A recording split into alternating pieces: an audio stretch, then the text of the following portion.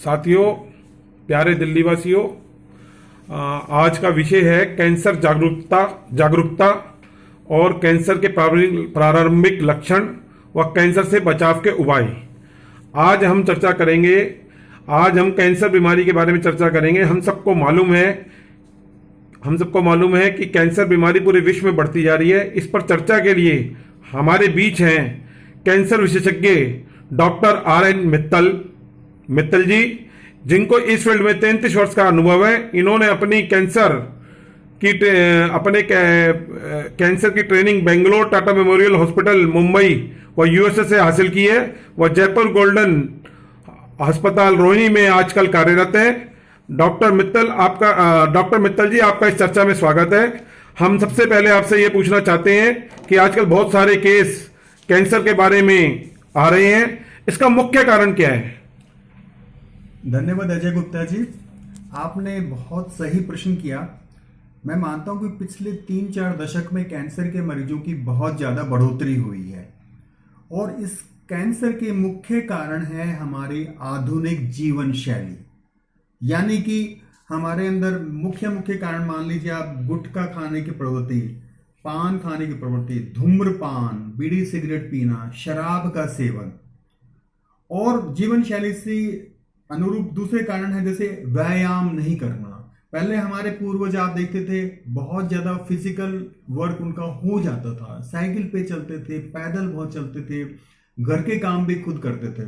तो आजकल व्यायाम बिल्कुल खत्म हो गया है। फिर पोल्यूशन बहुत ज्यादा बढ़ गया है अपने, स्पेशली अपने दिल्ली शहर में।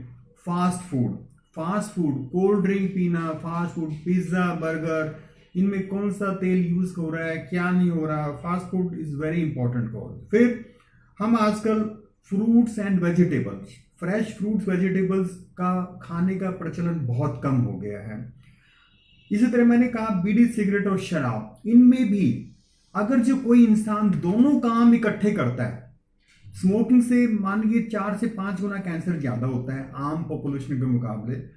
शराब पीने से 2 से 3 गुना 4 गुना कैंसर ज्यादा होता है। लेकिन यदि कोई इंसान ये दोनों काम करता है, शराब भी पीता है, सिगरेट बीड़ी भी पीता है, तो उनको ये फोल्ड कई गुना कैंसर का रिस्क हो जाता है। 20 से 25-30% तक कैंसर का रिस्क हो जाता है। कुछ वायरल इन्फेक्शन भी है, जैसे हम जिसको बोलते हैं human papilloma virus, Epstein Barr virus, ये भी कैंसर के कारण है। ह्यूमन पैपिलोमा वायरस तो पहले हमारी स्टडीज में है, बच्चेदानी के मुंह के कैंसर में मुख्यतः ये पॉजिटिव होता था, इसका कारण होता था। लेकिन आजकल मुंह के कैंसर के लोगों को भी, स्पेशली खास तौर से जो बीड़ी सिगरेट नहीं पीते हैं, उनको ह्यूमन पैपिलोमा वायरस भी कैंसर का पाया जाता है। तो इस तरह से ये मुख्य कारण हैं जिनसे कि कैंसर होता है। बहुत बढ़िया जानकारी दी आपने। मैं अगला सवाल डॉक्टर साहब आपसे पूछना चाहता हूं कि पुरुषों व महिलाओं में कौन से कैंसर ज्यादा होते हैं? देखिए, भारत के अंदर हम अपने हिंदुस्तान की बात करते हैं, इसमें ICMR, Indian council of medical research के अनुसार, के डाटा के अनुसार 2020 में करीब 14 लाख नए कैंसर के मरीज होने का अनुमान है। इसमें से मोटा करीब 7 लाख पुरुषों में और करीब इतने ही महिलाओं में कैंसर होने का अनुमान है। पुरुषों में जो मुख्यतः कैंसर होते हैं, मुंह के गले के कैंसर, फेफड़े के कैंसर, गदूद का, इसोफेगस जो कि हम फूड पाइप बोलते हैं, जीभ का कैंसर और स्टमक यानी अमाशय के कैंसर, इनके कैंसर के ज्यादा चांस होते हैं पुरुषों में। इसी तरह महिलाओं में मुख्यतः कारण होता है ब्रेस्ट कैंसर यानी स्तन का कैंसर, फिर सर्विक्स जिसको बच्चेदानी के मुंह का कैंसर कहते हैं, वो मुंह के कैंसर, ओवेरियन कैंसर, तो महिलाओं में ये कैंसर ज्यादा पाए जाते हैं। मैं एक चीज को इसमें हाईलाइट करना चाहूंगा कि सबसे गंभीर बात यह है कि जितने कैंसर डिटेक्ट होते हैं उनमें से 55 से 70% कैंसर, 55 से 70% यानी कि मान लीजिए अब 2/3 कैंसर हमारे को तीसरी या चौथी स्टेज में पता चलते हैं, जबकि हमारे पास उनका पूरी तरह से इलाज करने का कोई भी पूरी तरह मुकम्मल साधन नहीं होता है। तो इसलिए यूं कहिए कि मरीज तीसरी या चौथी स्टेज में आते हैं। अगर जो यही मरीज हमारे पास पहली या दूसरी अवस्था में भी आ जाए तो वो मरीज 90 से 95% ठीक हो सकते हैं। डॉक्टर साहब, मैं तीसरा प्रश्न आपसे पूछना चाहूंगा, कैंसर के मुख्य कारण, मुख्य लक्षण क्या होते हैं और शुरुआती स्टेज में इनका कैसे पता चल सकता है? यस, कैंसर के मुख्य कारण हैं, जैसे मैं मुंह के कैंसर की बात करता हूं, मुंह के गले के कैंसर जो कि 60 से 70% लोगों में होते हैं, उनमें हम छोटी छोटी बातों का ध्यान रखा जाए। ये है, जैसे खाना खाते टाइम दर्द होना गले में, खाना अटकना, खाना पीने, पानी पीने में अटकाव हो जाता है, आवाज में बदलाव हो जाता है, मुंह से खून का रिसाव शुरू हो जाता है, खून आता है कभी कभी, कोई दांत हमारा हिलने लग जाए। दांत हिलने का मतलब ये नहीं कि भाई दांत हिलने लग गए, नहीं, कई बार वो कैंसर भी हो सकता है। इसी तरह किसी ने आर्टिफिशियल दांत, डेंचर लगवा रखे हैं और वो डेंचर अपना आप लूज हो जाए तो वो भी है कि इसका मतलब नीचे से कोई कैंसर की गांठ उभर के आ रही है। कोई जख्म या अल्सर मुंह के अंदर है जो कि 3 सप्ताह के इलाज के बाद भी ठीक नहीं हो रहा है तो वो भी कैंसर हो सकता है। मुंह का कम खुलना, गुटखा खाने वाले लोगों को मुंह कम खुलता है तो वो भी कैंसर की निशानी होती है। कान में दर्द होना, कई बार मुंह के कैंसर का पेन कान के अंदर रेफर होता है।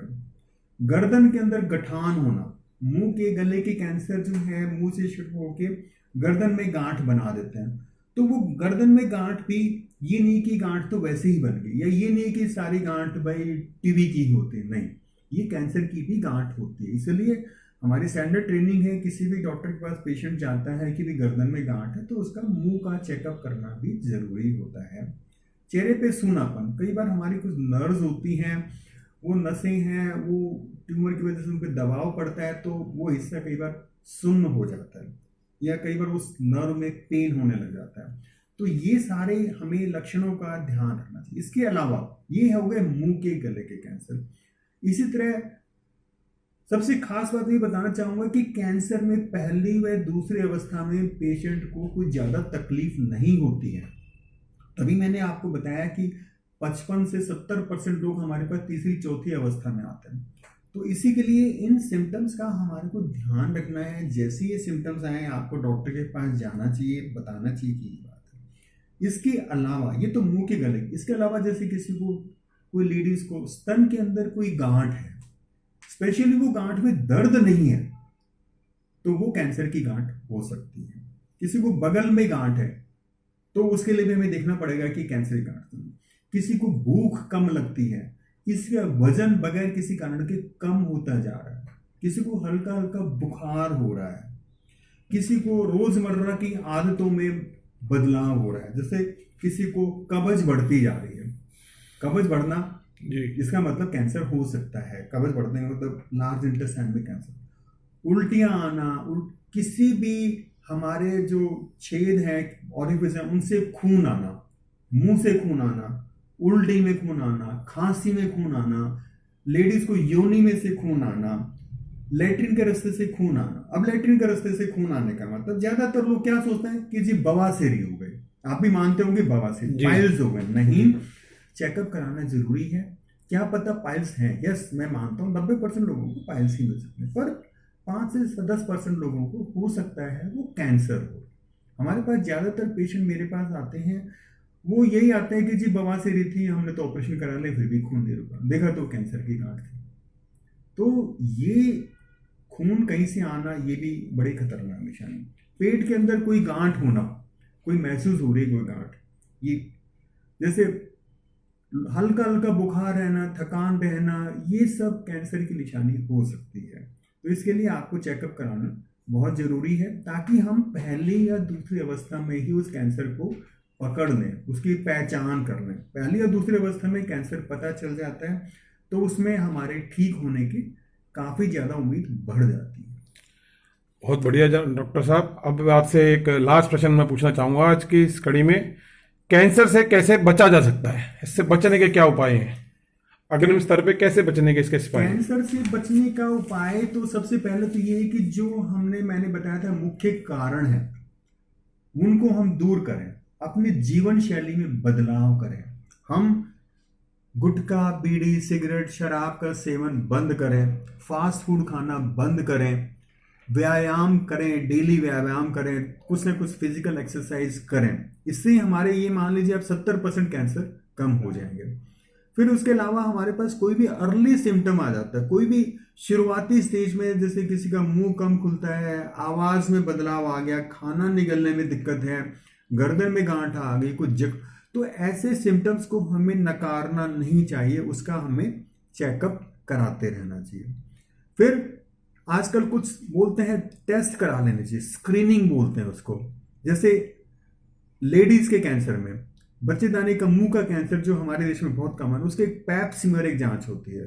लाइक आम भाषा में बच्चेदानी के मुंह से थोड़ा सा पानी लिया जाता है, पैप्स में स्लाइड पे बंद, हल्का सस्ता सा टेस्ट है, उससे बच्चेदानी के मुंह का कैंसर पता चल सकता है। ब्रेस्ट कैंसर जो लेडीज में बहुत कॉमन है, उसके लिए मैमोग्राफी जांच होती है। ये मैं सजेस्ट करूंगा 40 साल की बाद की हर महिला को मैमोग्राफी करा लेनी चाहिए। स्तन कैंसर ही जैसे मैं बता रहा हूँ, 5 से 10% लेडीज में ये हेरिडिटरी होता है। मतलब किसी को, लेडीज को ब्रेस्ट कैंसर हो गया तो 5 से 10% उनकी घर वालों को, उनकी बेटियों को, उनकी बहनों को, किसी को स्तन कैंसर होता है, तो उनके लिए ये मैमोग्राफी 40 साल की उम्र के बाद या 45 साल की उम्र के बाद कराते रहना चाहिए।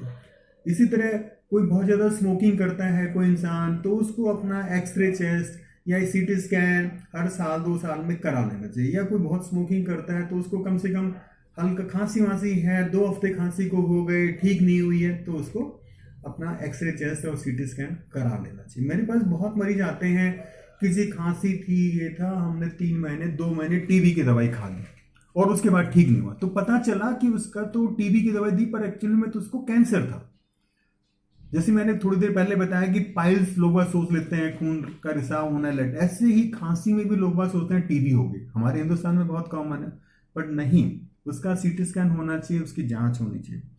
तो मैं यही कहूँगा कि किसी भी हमारे जीवन शैली में बदलाव करें, बीड़ी सिगरेट बंद करें और व्यायाम रेगुलर करें, फ्रेश फ्रूट्स एंड वेजिटेबल्स खाएं। हम 70 से 80% कैंसर से बचाव कर सकते हैं। बाकी स्क्रीनिंग का जैसे मैंने बताया कि एक्सरे कराएं, ब्रेस्ट की मैमोग्राफी कराएं। एक गदूद का कैंसर आदमियों में बहुत कॉमन होता है, उसके लिए ब्लड टेस्ट होता है PSA, prostatic specific antigen. Simple सा टेस्ट है, खून का टेस्ट रहता है।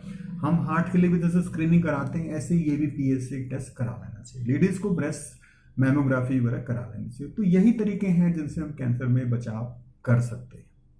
आपका बहुत बहुत धन्यवाद डॉक्टर साहब। आज आपसे जो जानकारी मिली कैंसर के जांच के बारे में जागरूकता लाने के अंदर, ये एक बहुत मददगार साबित होगा। और हमारे सभी कानूनी अधिवक्ताएं, सभी RW रिप्रेजेंटेटिव्स, दिल्ली वासीज और जो खास तौर से कैंसर के पेशेंट्स हैं, उनके लिए ये जानकारी बहुत महत्वपूर्ण रहेगी। और मैं ये बताना भी चाहूँगा कि आपका क्लिनिक यहाँ E1083 सरस्वती विहार के अंदर, पीतमपुरा के अंदर आपका ये क्लिनिक है और आप यहाँ अपने पेशेंट्स के लिए अवेलेबल रहते हैं। और मैं ये चाहूँगा कि आपका मोबाइल नंबर भी अगर आप बता दें डॉक्टर साहब, तो कुछ हमारे जो पेशेंट्स हैं और जो साथी हैं उनके लिए आगे महत्वपूर्ण रहेगा। धन्यवाद अजय जी, बहुत अच्छा लगा आपसे बात करके। और मैं बताऊंगा, मेरे लिए फ़ोन पर कभी भी कोई पेशेंट कभी भी बात कर सकता है। किसी को कोई और का जानकारी चाहिए, मेरा मोबाइल नंबर है 9214045901। बहुत बहुत धन्यवाद डॉक्टर साहब आपका। और हम आपसे इस कड़ी में आगे भी जुड़ते रहेंगे और प्रयास करेंगे कि जो हमारे यहाँ खास तौर से सरस्वती विहार क्षेत्र के निवासी हैं, RW रिप्रेजेंटेटिव हैं और रोनी कोर्ट बार एसोसिएशन के हमारे 3890 कानूनी अधिवक्ता रजिस्टर्ड हैं, उनके लिए भी मैं ये प्रयास करूंगा कि आने वाले दिनों में आपको और उनको जोड़ने का प्रयास करेंगे, ताकि उनके एक बिजी शेड्यूल जो कोर्ट में उनका रहता है और लोगों को इंसाफ वो दिलवाते हैं, तो प्रयास करेंगे कि आपको और उनके बीच के अंदर हम एक पुल का काम कर सकें और बहुत सरलता से आपके विचार उन तक पहुंच सके और उनकी लाइफ के अंदर स्टाइल में बदलाव आ सके। इसी के साथ इस शब्दावली को विराम देते हैं। आपका बहुत बहुत धन्यवाद, आपका बहुत बहुत आभार। जय हिंद, जय भारत। धन्यवाद, धन्यवाद। जय हिंद, जय भारत।